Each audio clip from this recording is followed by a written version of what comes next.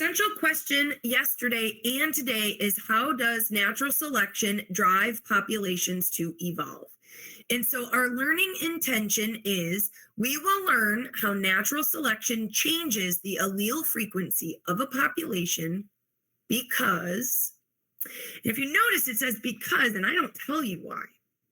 Because I want you to tell me, why are we learning how natural selection changes allele frequency of a population? Why are we learning that? Why is that our learning intention for today? Why is it important to know how natural selection changes allele frequency of a population?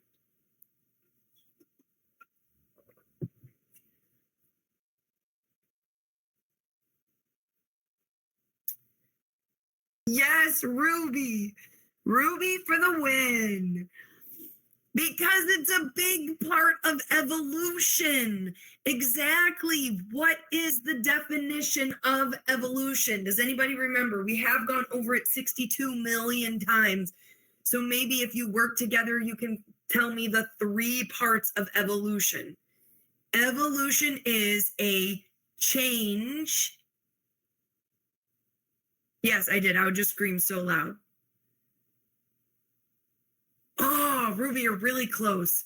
You're missing a chunk in the beginning. It's a change in something and then in a population over time. So it's a change in blank in a population over time. Ruby, you are on fire today. Like, seriously, I'm impressed.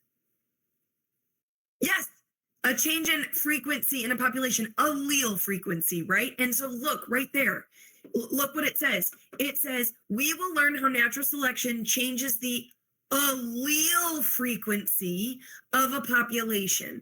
And so why are we doing this? Because it's a huge part of evolution. It's huge. And so that was beautiful. I'm just going to say, third period, you never disappoint. All right. Our success criteria.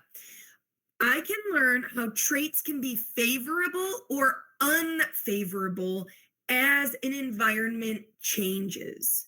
So favorable or unfavorable. What are we talking about when we say that traits are favorable or unfavorable? So you can explain it or you can provide an example of favorable versus unfavorable traits.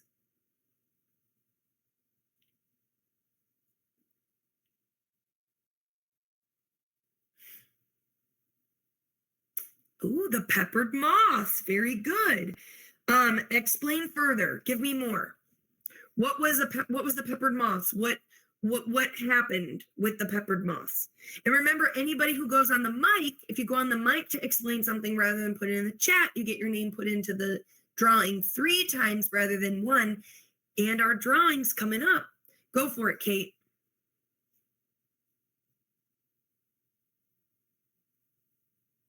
Uh-oh, technical difficulties. Oh, there it is. Yeah, I'm just gonna say this verbally because me typing it is just gonna be a mess. But basically, from what I remember in the game, before the light force turned dark, the light peppered moths survived better than the dark moths. Then when the force turned dark, the dark peppered moths, oh my god, survived better than the light peppered moths.